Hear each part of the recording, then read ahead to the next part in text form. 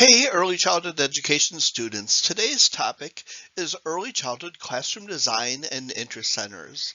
As a high schooler, you sit in classrooms, and many of the classrooms look just the same, where you have a bunch of desks lined up, arranged in a certain way, so you can be looking at the instructor and seeing what the instructor is telling you, showing you, having conversations, that kind of stuff. But early childhood classrooms are very different than that. So an important skill for you to have if you are considering being a teacher is just the skill of how to design a good classroom, how to design a classroom that works well for children and helps you achieve your goals with children as a teacher. So let's dive right in. First half of this presentation, we're going to talk about classroom design and arrangement. So we see a little drawing up here, and we're going to reference a lot of drawings in this discussion. First of all, we're going to talk about common areas that you would find in early childhood classrooms. So remember, early childhood is really focusing on birth through 8 years of age, which is roughly the early childhood, preschool years, infant toddler years, up through about second grade. So let's look at the common areas that we would find. First of all, you'd have an entry space for parent and guardian communication. So you want to make your classroom be welcoming for parents should they come to your classroom. Probably not real common in the elementary grades, but very common in the preschool, infant toddler, childcare, that kind of thing. Child cubby space. In elementaries, you'd probably have lockers, but in preschool classrooms and under, you'd have child cubbies for them to store their stuff in. Messy activity and eating space, and we're going to look at that.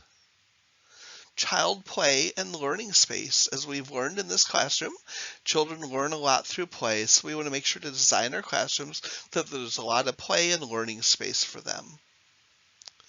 Classroom storage space. You also have a lot of materials in an early childhood classroom, so you'll want to make sure that you have space in your classroom to store some things and space out of your classroom to store other things. You want to have bathrooms, a diaper changing area if you have infants and toddlers and twos and young threes, as well as hand washing space. Parent guardian communication space. I think that one's listed up above, so I'm going to skip past that one. Rest or nap space. Young children in child care centers especially are required to nap if they're in attendance for 5 or more hours a day, so you need a good space for that. Next, I'm going to look at some considerations to think about when you're arranging an early childhood classroom. So these are some questions to ask yourself. Do you have spaces for children to play alone, with a friend, and with a small group of peers? As we've learned in previous lessons, we've learned that children may want to play alone or with a friend or with a small group of peers, so we want to make sure that our classrooms can accommodate that. Are quiet spaces separate from noisier spaces? So some noisier spaces in an early childhood classroom would be the block area, dramatic play. So we want to make sure that those are separate from a quieter space, perhaps an art area, perhaps a reading area. Can children and teachers get from one space to another without interrupting the play of others? So when you're laying out different areas, you want to make sure that kids can get around, teachers can get around without having to traipse through another child's space. This one's very important.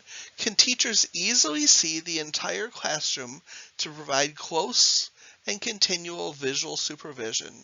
Very important in preschool and under that the teacher can see the kids all the time. So you need to make sure to arrange your classroom in a way that the teacher can visually supervise children at all times. Children should never be out of eyesight of the teacher.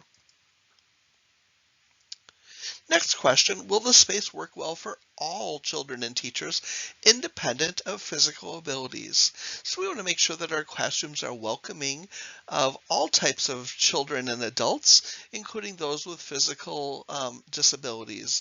For example, if you had a child in a wheelchair, would they be able to get around in the classroom? If you had a teacher who used a walker, would he or she be able to get around in the classroom? Do Do you have accessible space for children to store their personal belongings? So just as we talked about cubbies in the previous slide, we want to make sure that we have a space in our classroom where children can store their stuff from home, like coats, snow pants, things like that. Our bathrooms and hand washing sinks in the classroom are nearby. Very important for these to be accessible.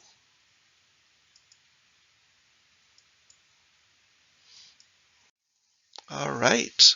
A few more considerations. How does your classroom feel?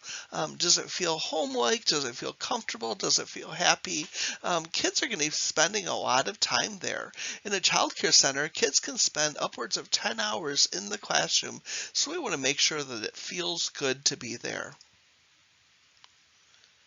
Do your floor coverings match your activities? Do you have tiled space for eating and messy activities like art? And do you have carpeted space for comfortable play on the floor?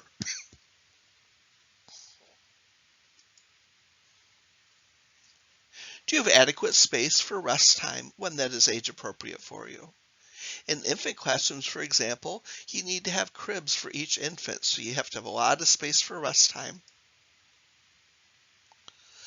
Is there a mix of soft and hard items for comfort and play? Sometimes classrooms are so filled with hard items and they're just not comfortable, so you want to make sure that you have soft items such as carpet, pillows, soft furniture, etc. Is there space in your classroom for large group gatherings when this is age appropriate? So in the preschool classroom, we're going to want to make sure that we've got a space for group time. In an elementary classroom, we're also going to want to have a space where children can gather together with their teacher. Is there a mix of tables and floor space? We want to make sure that there are tables for kids to do table work, as well as floor space for them to do things like building with blocks. Is there outdoor space adjacent or easily accessible?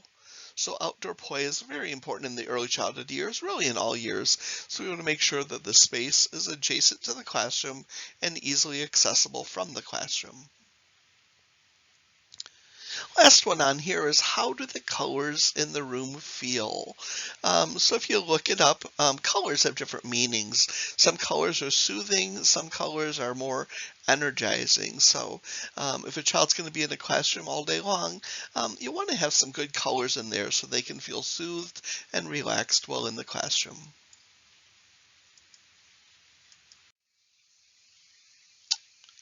Next, we're going to look at some example early childhood classroom layouts.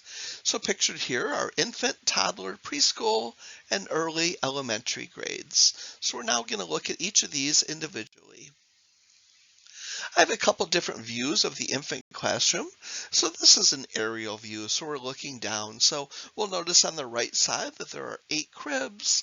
It looks like perhaps a changing table there or a storage table. Inside the classroom is a soft rocker, some carpeted space, a little climber, just places for kids to be. Over on the far left here, we'll see some eating chairs. Actually, here is where the changing table is with a sink by it, storage for diapers, etc. So that is our infant. Here's another view of the exact same classroom, so you can get a different vantage point of just what this classroom looks like. Here's a close-up of a little block area that they have. So this is a little separated area that would feel kind of cool for an infant to be in there. And then the teacher can easily gain access simply by stepping over the wall. This, I want to point out that this is very visually good because we can see through the invisible barriers, the plexiglass barriers that they have. So that is a neat feature of this classroom. So now we're going to look at this classroom in particular. And in class, we're going to go through that list of things that we want a classroom to have and really assess the classroom to see if it has those things that we are looking for. Toddler classroom is next. So a toddler is generally from about a year to 2.5 or so. So this is that overhead look. Here is a different vantage point, an isometric vantage point. So in here, we'll see that there are different interest areas. There's a lot of space for kids to be on the floor and do floor activities. There's also some small tables where kids can do table activities. So this classroom is arranged very nicely. Over on the left side here is the door in. I think behind here actually is a bathroom, and there's a changing table there with a sink right there, perhaps some cubbies over here. So just kind of a neat layout here where the play area is separate from the area where diapers are going to be changed and stuff is going to be stored. This is simply a close-up view of that classroom. So we're looking into the housekeeping area here for the toddler room. A table with a couple chairs for kids to sit. We've got a doll bed over here, a sink, refrigerator, that kind of stuff, some cleaning supplies. Obviously nothing on the shelves, but in a real classroom, the shelves would have learning materials on them. Again, this is that look of the toddler classroom, and when we're doing this presentation in class, we're going to assess this classroom to see if it has what it needs. Next up is a preschool classroom. Preschool is generally the age from about 3 to 5, 3 until kids head off to kindergarten.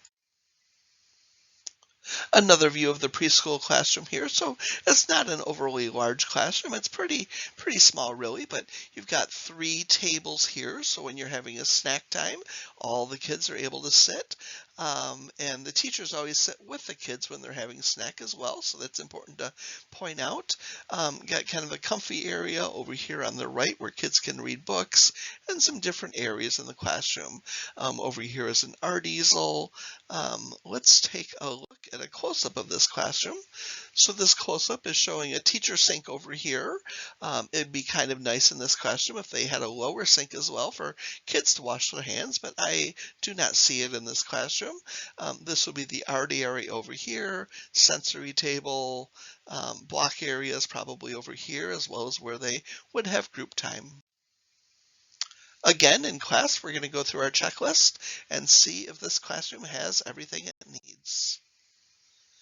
Next, we're going to take a quick look at an early elementary classroom. So this would be kindergarten through 2nd grade that this is really designed for. I'm going to take the isometric view here.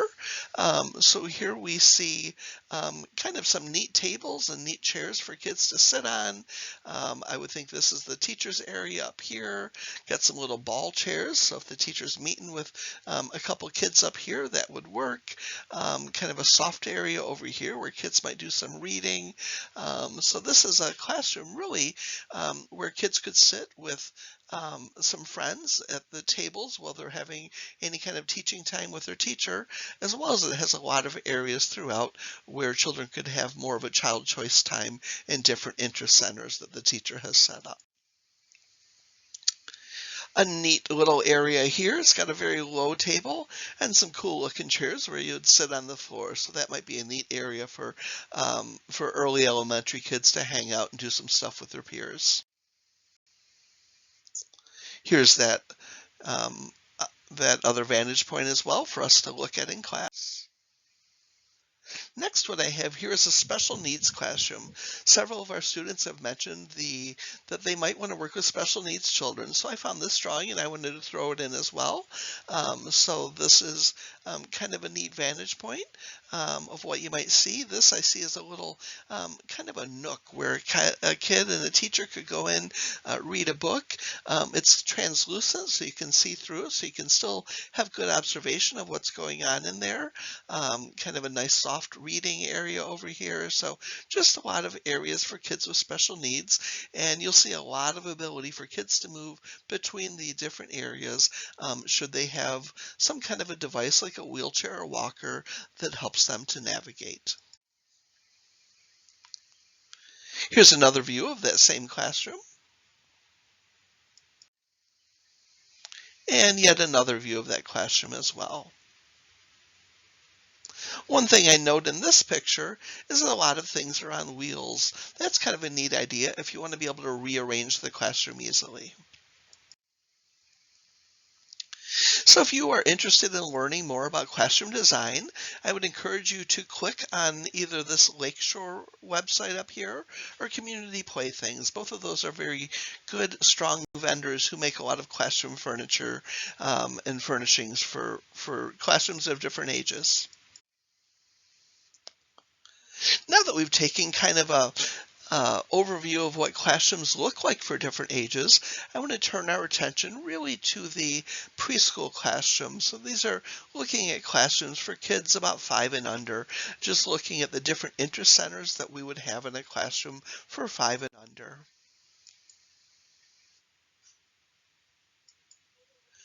In our classroom at this time, we're going to do a little student sharing where I'm going to ask students to think of a store where they love shopping. And why do they love shopping there? Then I'll ask them to think of a store that they avoid shopping at. What do they not like about shopping there? And the reason we're going to do this exercise is because it really gets us thinking about spaces. What spaces are nice to be at? My example of a place that I love shopping would be Target. And I love to shop there because things are nicely organized, it's clean, it's easy for me to find things, it's easy for me to move around within the store, it's well lit. It's just a pretty pleasant experience for me. The place that I do not like shopping at as much would be Walmart. And I think I don't like shopping at Walmart as much because it seems a little more cluttered. Sure, the prices are good, but it's harder to find things for me and not as clean and organized. So we're going to talk about this, share this in class, and then think of what implications this has for us as we design classrooms for children. So next I'm going to list some ingredients of quality interest centers. So for baking a cake, we have to make sure that all the ingredients go in because we want the cake to taste good. So some ingredients of quality interest centers would include an appropriate amount of space. Some interest centers need a little space and some need a whole bunch. Appropriate amount of materials available. Not too many materials and not too few. We don't want our shelves to look impoverished. We want for children to have a lot of choices of what they want to do, but we also don't want to put too many things out where it just gets cluttered and it's hard for children to choose what they would like to use. We want to make sure that materials are easily accessible to children. So in very young classrooms, we're going to place things on low shelves in open containers so the kids can grab what they want to use, they can use it, and easily put it away. A fourth ingredient is materials are well sorted and stored in labeled containers. It's good to use both pictures and printed words. When I was a classroom teacher, I liked to to take a picture of what was inside the material. Let's say this one was a sea animals. We'll say sea animals in the block area. So I would take a picture of the sea animals and I would print that, and then below that I would have the word sea animals, and then I like to laminate that and put it on all 4 sides of the container so the child would easily know what goes in that container, easily be able to put it on the shelf, and then the next child would easily be able to see what it is and use what they want. So make sure that your materials are well sorted and stored in labeled containers. We want to make sure that centers are easy to supervise by teachers. Again, teachers need to be able to visually see every center in your classroom at all times, no matter where they are in the classroom. So we want to make sure that the center is easy to supervise. Next one, children are able to access materials, use the materials, and put them away when finished. So this is really promoting independence in children. We want them to be able to look at the choices, to make a choice, make a decision of what they like to do, to use the materials appropriately, and then when they're all finished, to put them away so the classroom is kept clean and so that the materials are ready for use by the next student. Another ingredient is materials in the center are regularly rotated to maintain children's interest and broaden their experiences. So we don't want to open the block area at the beginning of the year and have a set of accessories there and leave those there the entire year. They get kind of boring. They lose children lose interest in those things. Rather, I want to rotate things. So I really like to watch children, and when they start to get bored with something, I would pull that out, and then I would put something else in its place. So we want to make sure that we keep kids interested by rotating the materials available in the classroom. A couple more ingredients. The center is print rich, so children can see printed language in use. So we're going to see a lot of examples of this, but a print rich classroom is one that just has written words all over it. So we might have labels on chair that say chair. We might have a label on the door that says door. So we just want to make sure that the printed word is visible everywhere in the classroom. Another ingredient is the materials are safe for children. So we're going to make sure that they're non-toxic, make sure that they're not a choking risk for children under the age of 3, and perhaps special needs children who still mouth things even at an older age. So we're going to make sure that the materials we provide are safe for the children that we're providing for. Next, we're going to take a look at some common interest centers that you would find in a child care center or a preschool classroom. I'm going to just list these now, and then we're going to take a closer look at some of them right after that. So first of all, blocks in construction, art center, housekeeping, dramatic play, math center, science center, library and literacy center, music center, movement and wellness, sand, water, and sensory, manipulatives, puzzles, table toys, technology, and writing. So this is just a sampling of what you might see in an early childhood classroom. Actually, most of the things you would see are listed here. However, you won't always see each of these in a classroom, depending on the classroom size. Next, we're going to look at 4 or 5 different areas and talk about what to include and show some pictures of those areas. So in a block area, basic, you're going to include the blocks.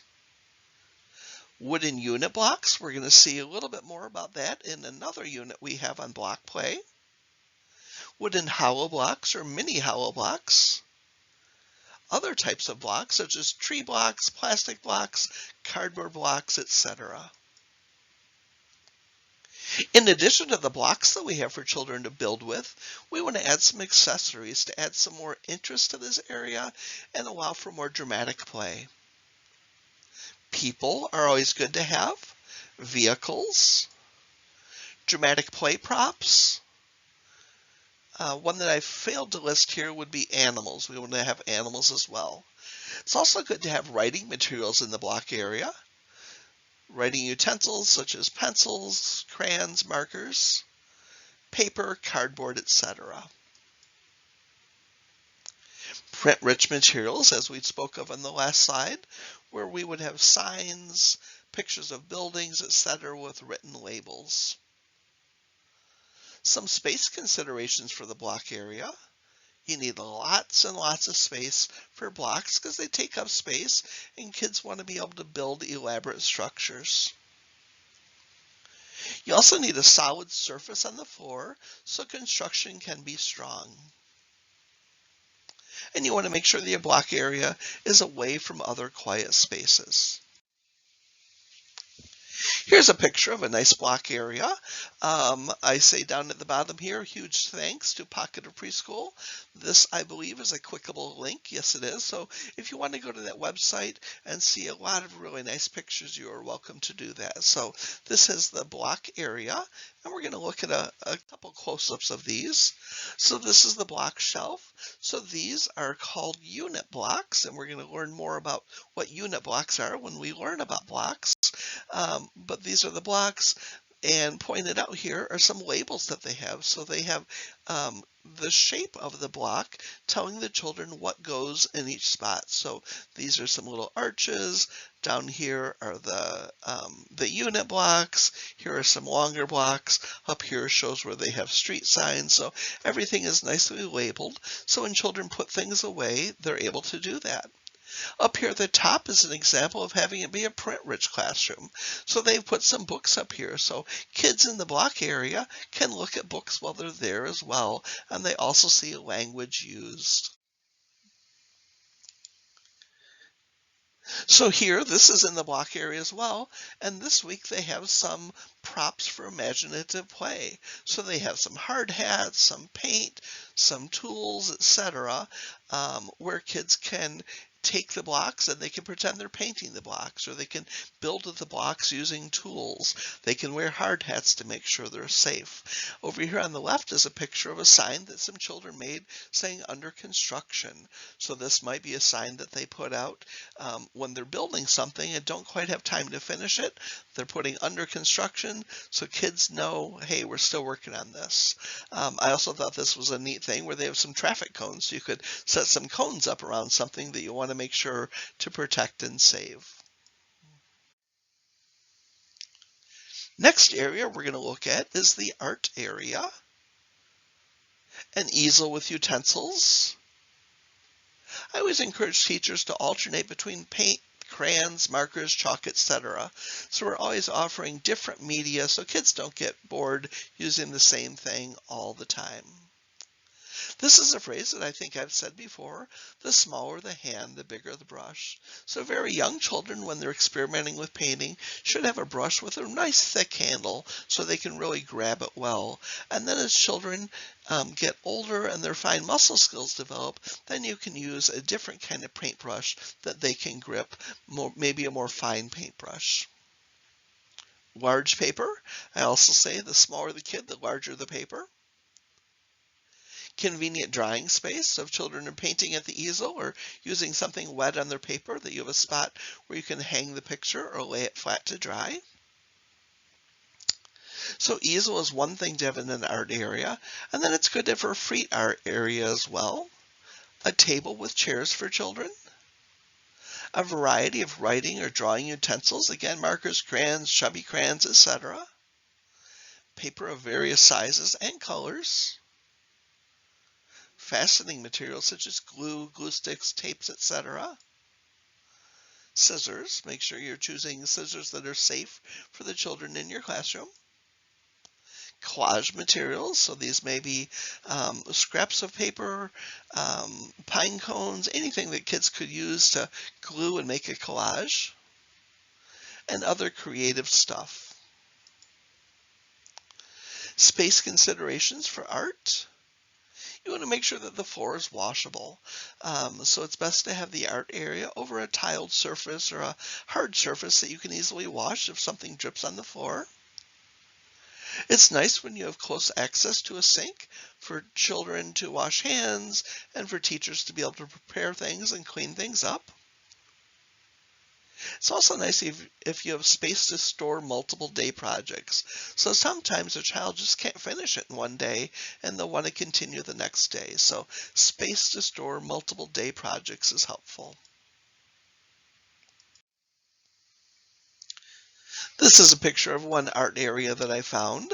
So this shows the art shelf here, and we have a lot of different colors of construction paper, nicely sorted. We have different kinds of writing utensils and cups. We have some white paper down here, manila paper here.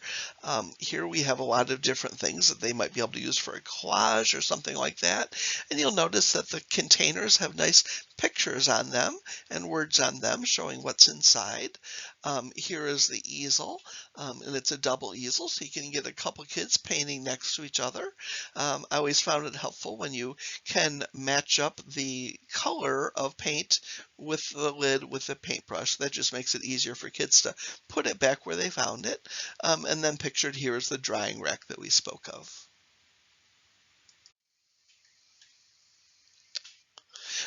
This again, another picture of a different kind of art area. So this one has maybe some, well, art smocks down here. I'm not really sure what's here, but here would be some rollers. They have Play-Doh over here, so you can have Play-Doh in the art area as well. This again shows how everything is labeled. So the containers are labeled a lot of times, and it's also nice to label the shelves so children know just where things go. I find it interesting up here where they have old markers. So once a marker starts dying, instead of putting it back in the same container and finding out 10 times that it's dying, they put them up here, and then they might find other uses for them. Here again is that picture of the easel that we saw.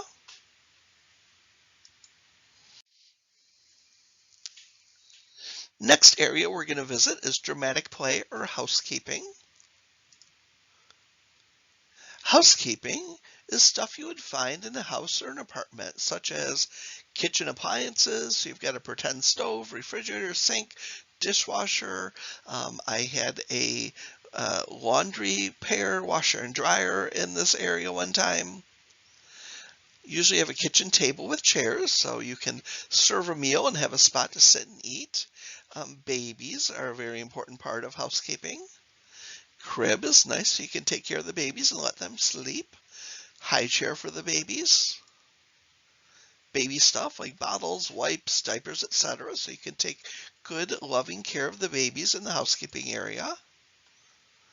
So housekeeping area really focuses on stuff you would find in your house. Dramatic play is similar to housekeeping because you're going to do pretend play in this area, but in dramatic play, you're going to have props to make the space into a theme. Some possible themes that you might have would be, you might have a fire station, might do a pizza restaurant, a hospital, veterinarian clinic, woodworking shop, grocery store, etc., etc., etc. So dramatic play is really a place where you can use your imagination and do all kinds of fun things for kids to learn from and have a great time with. So we are actually going to have a unit on dramatic play where we're going to spend an entire day talking about dramatic play and learning about some of these different themes that we could do in the dramatic play area.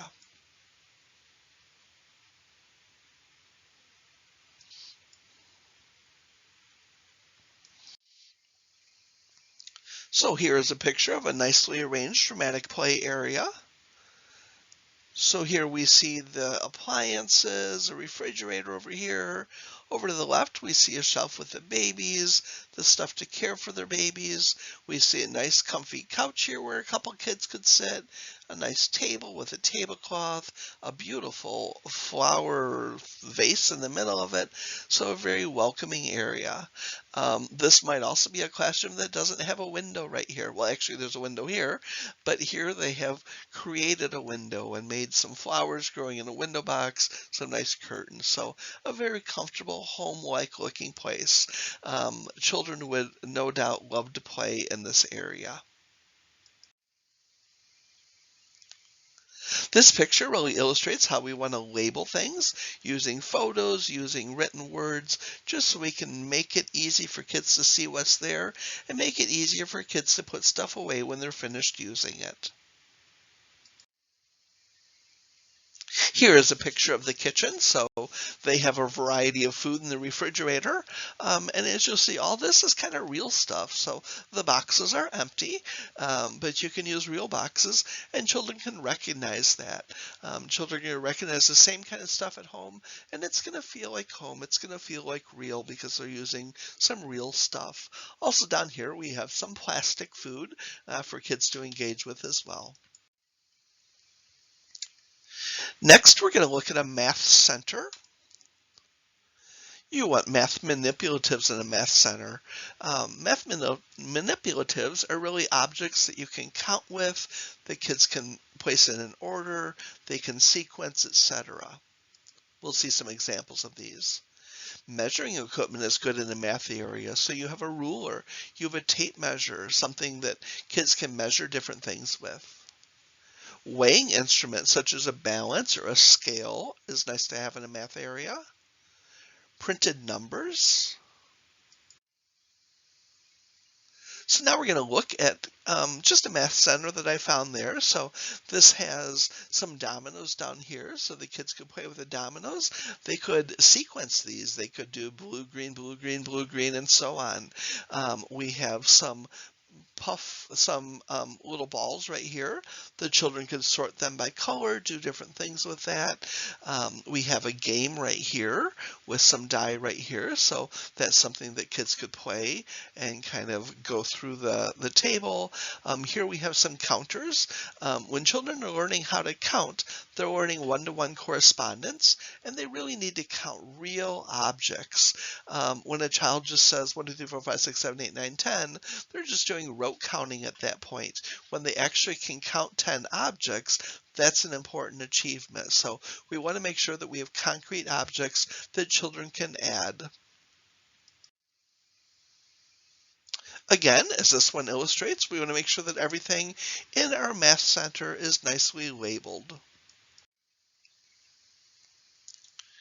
Here are some traditional math manipulatives that you might see. Up here are called Unifix blocks, and I think they're all 1 inch by 1 inch. So if you have 12 of them together, it's going to be 1 foot long. Down here are some tanagrams. These are neat geometric shapes, got some parallelograms and diamonds and trapezoids and things like that. So kids can make their own designs, or they can follow these cards and put all the things on the cards. So it's kind of a problem-solving thing. Here we have some counting bears, very common in classrooms. Here's some dominoes that we saw before. Down here we have that scale. So children are doing a comparison here. They're seeing how many dinosaurs it takes to equal how many bears, etc. So that's that. This is the thing with some pegs and some rubber bands, so kids can make different geometric shapes, because remember, shapes are part of math as well. Next center we're going to look at is science. In the science center, we'd want to have natural objects such as leaves, rocks, shells, pumpkins, acorns, anything you'd find in nature that you can bring in and put in your science center. You also want to have some tools that a scientist might use, such as magnifying glasses, tweezers, pipettes if you're doing something with liquid. Books about nature is also good too, to have some nonfiction books about nature. You want to have pictures of natural objects. Living things is also nice in a science center. So living things, you might have a fish tank with some living fish in it, or you might have some plants growing, various things like that. You might have a classroom pet. I visited a classroom one time and they had a guinea pig. So living things are neat to have in a science center. Here's a picture of a science center. So down in the shelf here on the left, we see a lot of those tools that a scientist might use.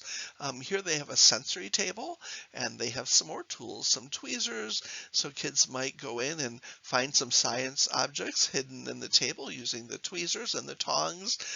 Over here on this table, we see a scale. We see things about a scientist, magnifying glass. So this is a neat science area that I wanted to show everyone.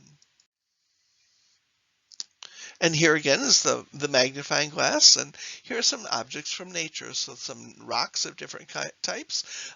Really fun for kids to explore these things. And a picture of a rock is one thing, but actually touching a rock is another thing, because kids get to feel the weight of it, the hardness of it, the smoothness or roughness, etc.